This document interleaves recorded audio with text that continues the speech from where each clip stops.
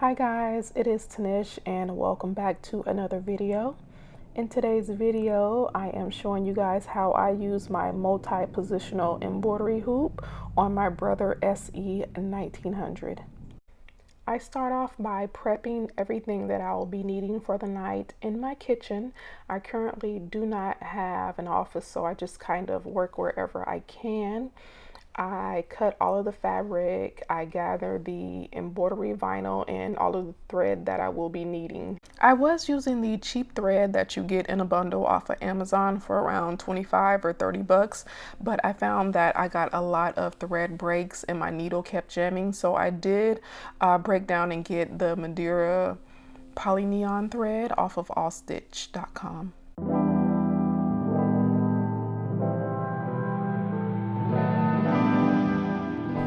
Now I am just double checking the sizes to the order and what fabric I'll be needing.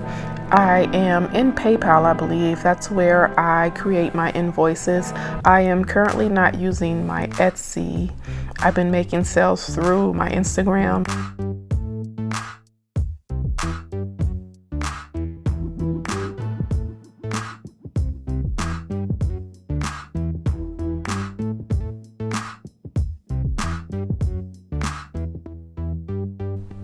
If I'm being 100% honest, I closed my Etsy because it was extremely stressful trying to get orders out and trying to manage my household and the kids. And you guys will kind of see in this video at the end where I have a mini breakdown.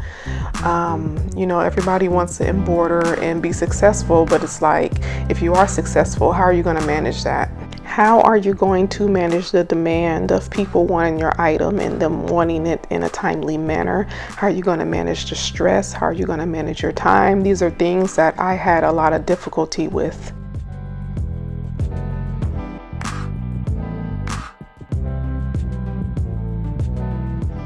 So very long story short, I have stopped selling on Etsy because I did get an email about increasing my turnaround time. It just was a lot of rules that you had to follow and abide by on there, and for me it did not increase my traffic.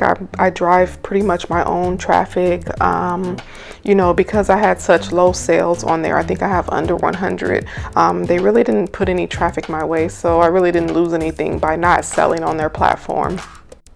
Anyways, let's get to the fun part of this video. I use a multi-positional hoop with my SE1900, and what you guys are seeing right now is me putting down the I believe they call this invisible mesh, and then I will add tearaway stabilizer on top.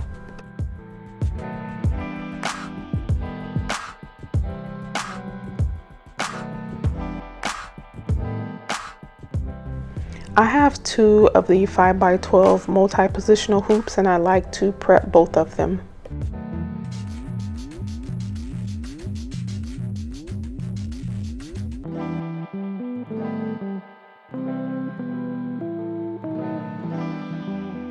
I do spray the corners and crevices with compressed air because in the past this machine has had a lot of jams and given me a lot of trouble.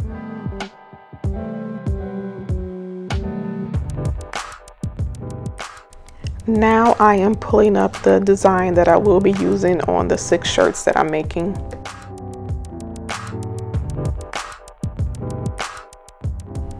Since I will be floating this shirt, I like to make a center crease that will essentially help me position the multi-positional hoop.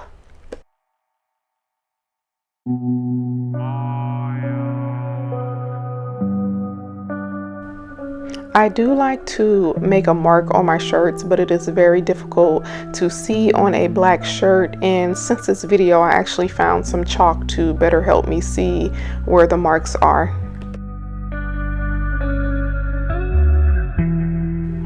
Trying to center shirts Using this float-in method with this hoop is an absolute nightmare, and this video was filmed about 3 or 4 months ago. I was very apprehensive about putting it up because of my mini breakdown later with my children, but since then I have found some tools to help me better find my center place when using this hoop.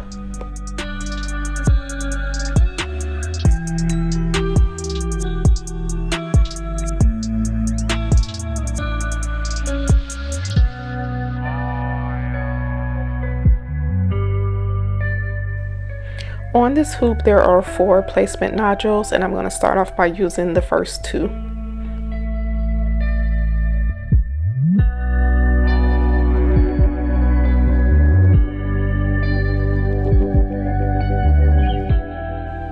This is how I lay my fabric down. I'm going to stitch out the L and the O continual because this is a zigzag stitch, so it's really no need for me to take it off and cut for every single letter.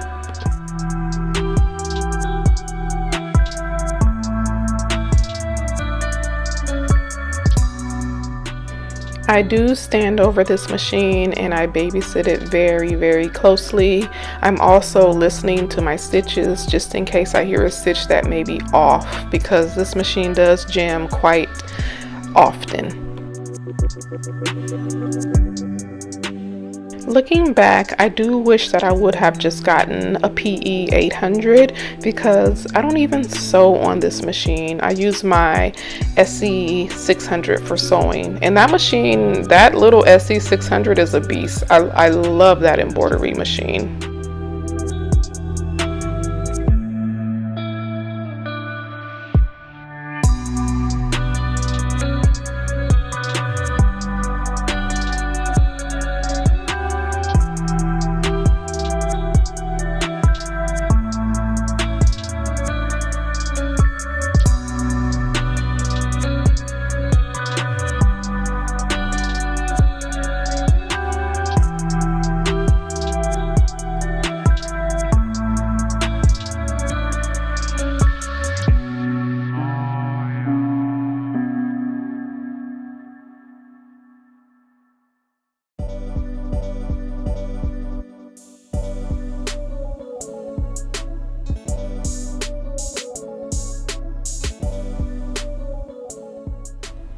Now that I have everything cut, I am going back to do the final zigzag stitch, and then I will move the placement to the 3rd and the 4th nodule so that I can embroider the C and the D.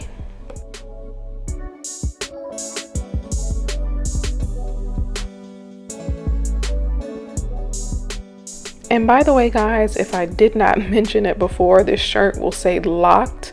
I do have a natural hair channel in which I showcase the locks that are in my hair.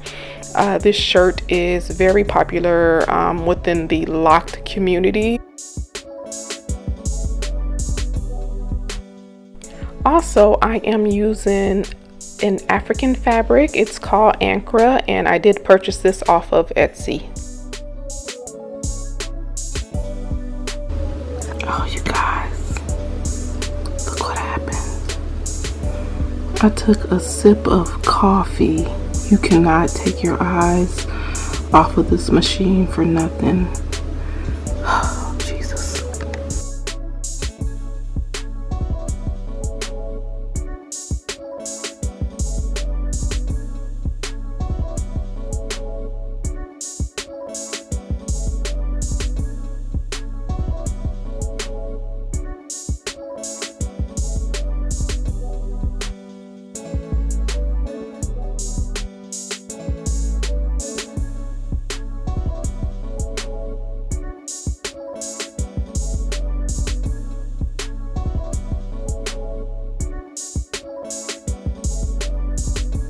It is the next day and I am starting to clean up the shirts. I'm removing the stabilizer. I'm going to cut all of the loose strings. I'm going to cut down the no-show mesh and just clean up the shirt as much as possible without spending too much time on this.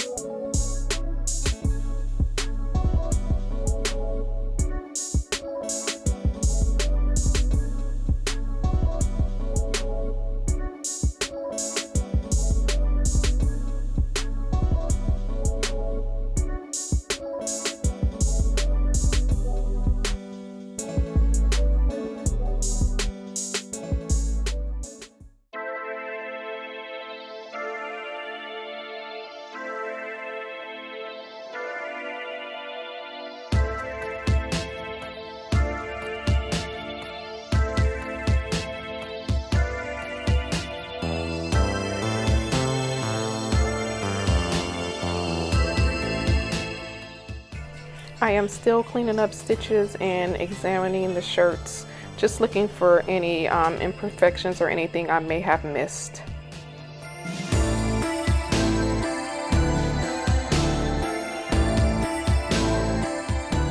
Sometimes when a customer places an order, I do give them an option to also add HTV as well.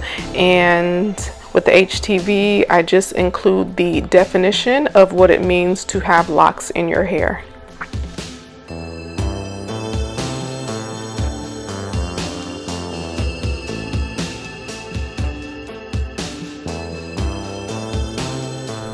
Now, I'm not an experienced pro when it comes to using HTV, but I do know you need to be lint-free and wrinkle-free, and the temperature needs to be correct. So here is where the problems began. I think because I was working with my children, somehow the settings got off.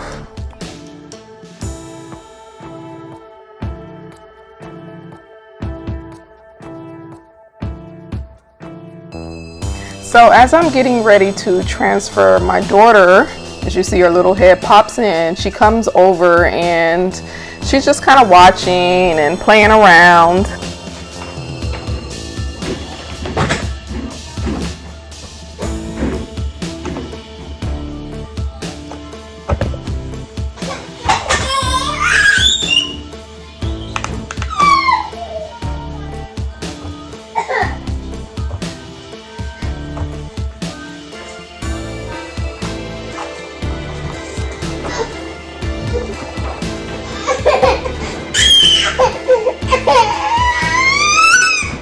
This is where I make my first mistake.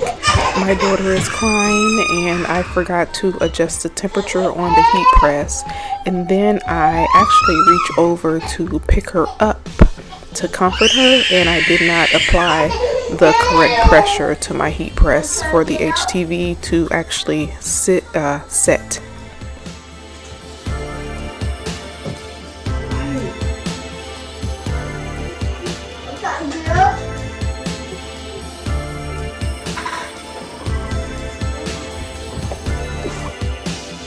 Hot, don't touch.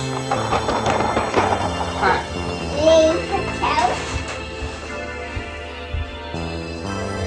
Hot.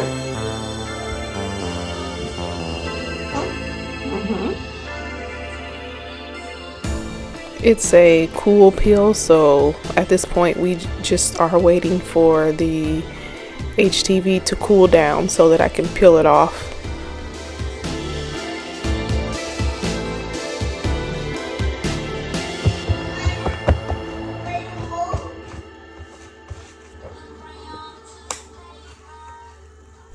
I quickly notice that something is off because when I go to lift the film, it is not giving me any give.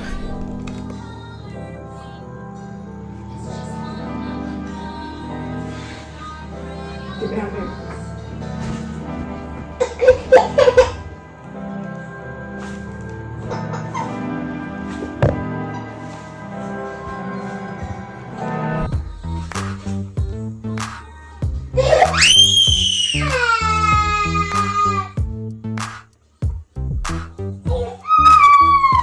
As I try to examine the situation, my baby is screaming, which further frustrates me. The thing that was extra frustrating was that when I tried to lift it and it was not ready, it did stretch some of the letters. So I'm just at this point trying to see what I can salvage so that I won't have to do the whole shirt over. Looking back at this moment, I can kind of chuckle now because I know now that you really can't expect to get much done when you have very small children, and I usually work at night. But in that moment, the defeat that I felt, and especially needing to get this order out the same day, was a little overwhelming. Alright, so you guys, I usually don't work with my kids because mistakes like this happen when I do work with them. So I just took the E off. I will make another E a bit later. So I'm just going to stop right now and leave this, and I'll come back when my kids are napping. So basically, Oh my God, my other kid right there is on the floor. This is why it's difficult to work with kids, but that's basically how it looks.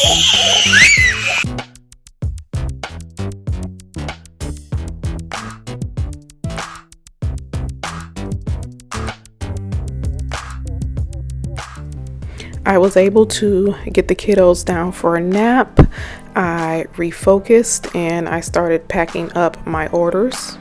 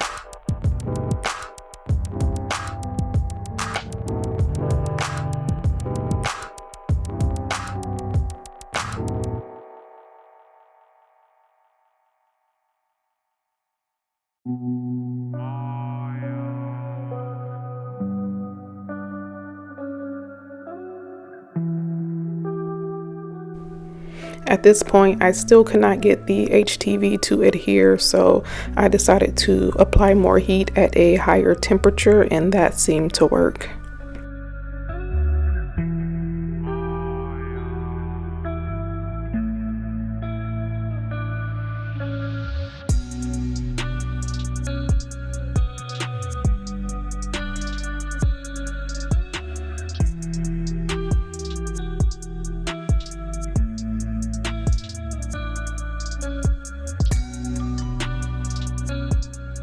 To essentially save everything on the shirt except one E, so I just printed out another E. I'm weeding it and I'm getting ready to put that E onto the shirt.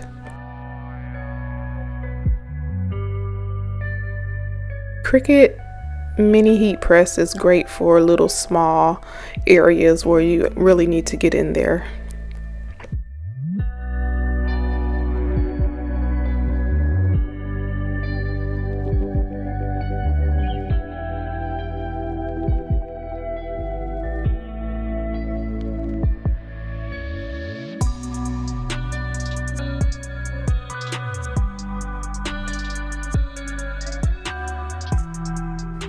After examining everything looked perfect. I can't believe I was able to pull it off, and now I am packing this shirt up, getting ready to send it out.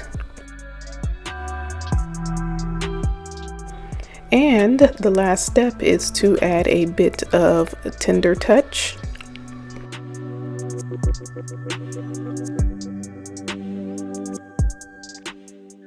Here is a shirt in its entirety. I really love making these shirts. They always turn out beautiful. It's just such a headache trying to work with small children. Anyhow, thank you guys for watching. I will see you in my next video. Bye.